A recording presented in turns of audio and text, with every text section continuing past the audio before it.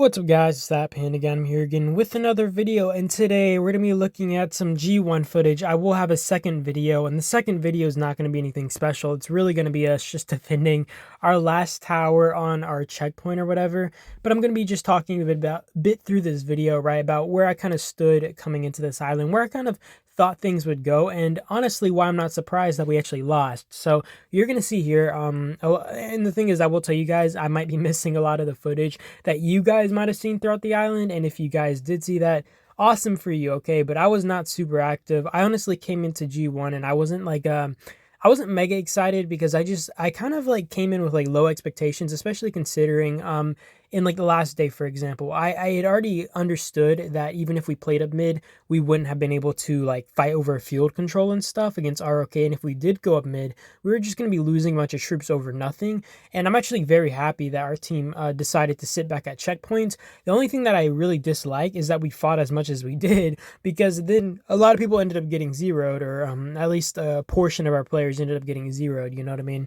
And I'll elaborate on what I'm talking about there. So basically, coming into this island, I had already understood that ROK had a superior advantage, just because I think I said it in my review video, but ROK has a big group of whales, right? Like, these guys are monsters. These guys are just overall beastly, you know what I mean? So overall, fighting these guys, be it on the field or even in towers, would have been very disadvantageous, because there was nearly no way for us to trade positive, especially if we had to go up mid, for example, where we might extend ourselves into multiple towers. And then if ROK and even, their Legion allies decided to kind of their faction allies ended up deciding to start rallying our towers and spreading us as thin as possible, we would have undoubtedly traded negative in the towers, not to mention, like I said, field control. We just had no way of competing with these guys. These guys just have too many whales. They have insane numbers, and their activity and coordination is honestly insane, right? Like, I honestly have to give ROK and even just Jade Legion, and not Jade, sorry,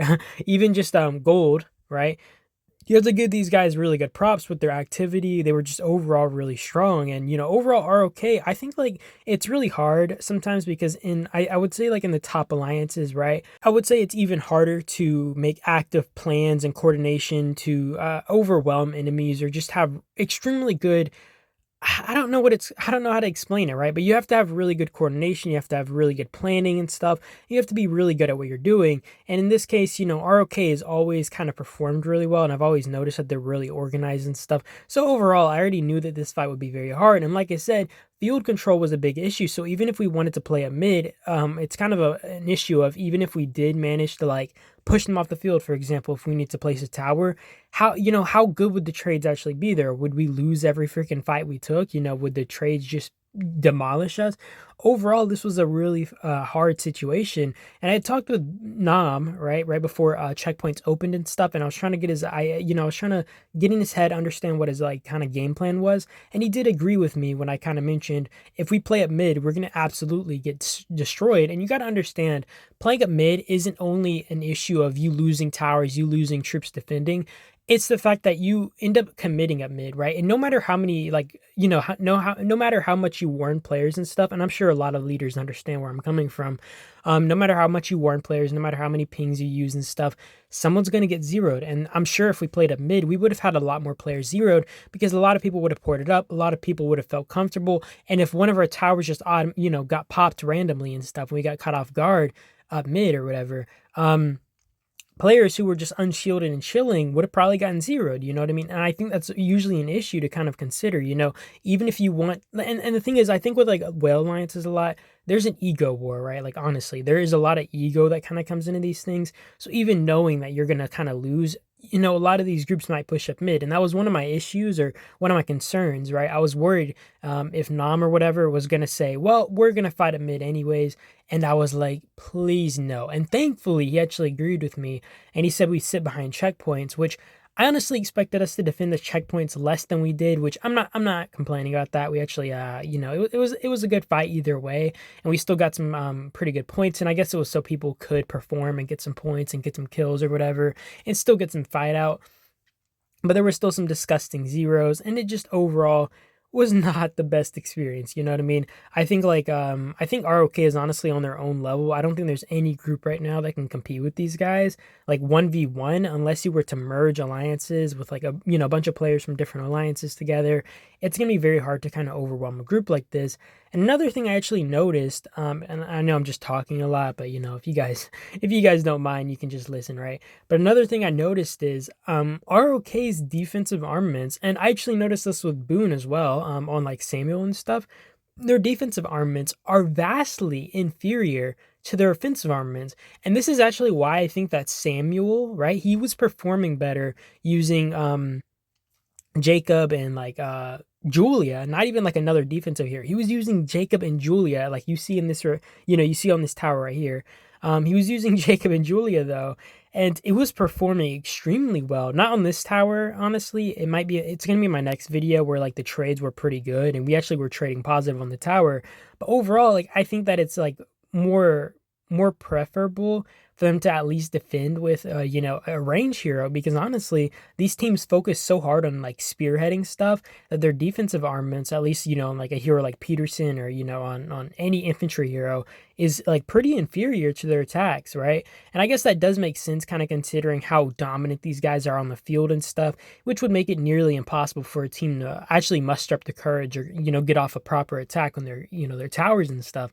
I know I'm just like going on, but I find this stuff to be kind of intriguing, kind of interesting, and it's something that I might end up implementing myself. Kind of looking at this, and I'm not gonna exactly focus on Jacob at least yet. But if I do end up focusing on, like, you know, getting my heroes to a good point where I'm feeling comfortable, I might honestly focus on a hero like Jacob to have, even if it's as a backup hero, I could use him and I could just be like, okay, well, I'm gonna throw my extra range armaments on this guy, I'm gonna throw my infantry armaments on Peterson, and then I can maybe hold down 2 towers instead of just holding down one. And that is, you know, just something that'd be pretty nice. And like, you know, the trades were really good with some of these. Also, I will show you guys some reports and stuff. I missed a lot of the footage, right? Like I missed a lot of the action. I was in another bracket as well, fighting, to be fair, so you guys work with me. Captain Tony got smacked. He was online though, I guess baiting, and he just waited till his wall hit red before he shielded. Uh, Honestly, that ROK rally shredded him.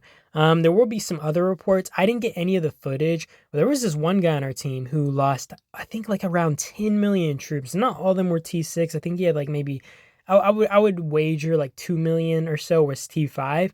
But considering this guy got 0, that is insane. You got to remember, even with returns, like even if this dude's getting like 7 million of the troops back or something like that, or you know, 6 million and losing only like 2 to 3 million, that is disgusting, dude. Like imagine not having the 5% like extra bonus, right, on your returns, just because you didn't want to buy that $5 monthly pack, and then you end up having to rebuild a few 100,000 troops to recover that. That's like, that's gotta be one of those really sad feelings. This is why I will not have that $5 pack or whatever, the monthly one, just because I do not want to miss out on that 5% extra returns, be it if I'm swarming a tower, if I'm defending a tower, reinforcing it, if I'm just getting deads anyhow, right? Like I'd rather be able to obtain the extra 5% returns, because if I don't, I might cry, okay? I might actually like tear up and start bawling.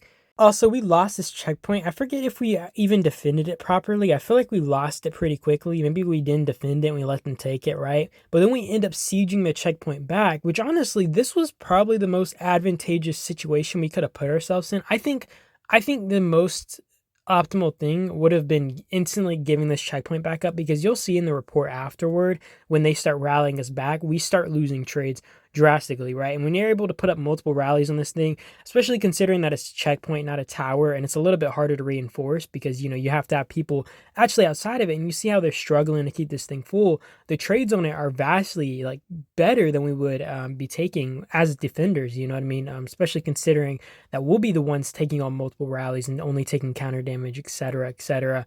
So overall, you know, I kind of wish that we gave this checkpoint up and then we went back on the offensive or something. But it is what it is, you know what I mean? We do end up getting some pretty good trades on it. Then we end up taking it, and then we ended up getting like completely slaughtered trying to defend it. You know what I mean? And that, and the reason we actually lost it, there were some guys from ROK who random ported around us, right? They random ported because they could teleport on the tower that they built on the bottom area, right? Because they had taken the they had taken Azure's checkpoint or whatever, and then they built a tower so you can teleport up there, then you can start randoming into the zone, and they random ported near us. And then one of their guys came up with like a rider and like multiple rider marches, and they started hitting people and nobody was defending them. So then we couldn't defend the checkpoint properly because all the people who were outside of it got slaughtered, right? And nobody was paying attention. And then we weren't able to keep it full, so our trades got worse. And you guys get the gist, right? Like we ended up getting slaughtered on that, and that was a big oopsie, and we ended up losing the checkpoint because of that. And either way, honestly, I'm glad we lost it as fast as we did, because if we kept defending that checkpoint, we were going to get annihilated. We were going to get obliterated and sent to the afterlife. That being said, the little bit of fighting I did do on this island, I did enjoy it, you know what I mean? Big props to ROK, like I said again, you know, these guys are honestly monsters. And I definitely think that they are like the current strongest group in the game. Like, I just think it's kind of, I think the biggest issue when dealing with them is field control, and just the fact that they have so many like top tier whales who have spent as much as they have. So armaments, you know what I mean? Like being able to split yourself into a multi-tower game would be one of the most difficult things possible, right? If it just came down purely to like a checkpoint fight, you'd probably honestly have better results than trying to fight up multiple towers, which does sound like meh, because obviously you're getting 100% deads on the checkpoint, you know, besides like, you know, your backpack level. Not to mention, unlike a tower, you can't just hop right in right away, hop in, hop out, hop in, hop out. You actually have to march up to the checkpoint. But the thing is, you know, spreading yourselves into multiple garrisons is just a no bueno. I think that's like one of the biggest concerns I'll have, and I do have, considering like you know, fighting a group like this. It's just, you know, if you have to spread yourselves into multiple garrisons, you can't have Samuel, or you can't have your top garrison captain in every single garrison. And the second you start having to face that conundrum, you're screwed, you know what I mean? Those trades are going to start obliterating you. And honestly, the trades we had here could have been far worse, and we could have had far worse multiple reports had we played up mid. So I am definitely happy that we ended up losing like this. Like it sounds weird to say, but I'm glad we lost like this, you know, not the point where we went up mid to get obliterated. And I think you're going to see the report here soon, but you'll notice there's no marches sitting outside the checkpoint, and this is the point where you're kind of struggling to fill it. And honestly, at this point, it's like it gets to that point where you're like, it's just not worth it, you know what I mean? Give it up, because the second you're just like struggling this hard and you're like squirming to fill that, you know, there's almost no troops in there, or it's like halfway, and then the trades are going to be already bad at that point. And that being said, I honestly don't have much to say. I mean, I'm kind of waiting for this report so you guys can see what I'm talking about. Like, I think one of the reports probably were good. I just think ROK slammed us. And one reason might honestly be like counter. Oh, did I not have the report here? No way, man. Well, we got slammed. Okay, I'll tell you guys that. These were some rallies against the Shy. I think I'm going to end off my video with just reports, right? And you'll kind of see the first report of that one guy I was talking about who lost 10 million troops. I didn't have it on video. I wasn't watching. But I did get the first report from somebody in chat. So that's really all I can share. Hira got just... Oh, I think she was offline for this. And then like she got pinged. So luckily she saved herself. Otherwise she was screwed in. This run... disgusting. That being said, I do appreciate you guys as always for watching. Hope you guys do enjoy it, and I will post one more video concerning this island. So yeah, you guys have a great day or night though, and I'll see you guys in the next video, and that is it. Peace out.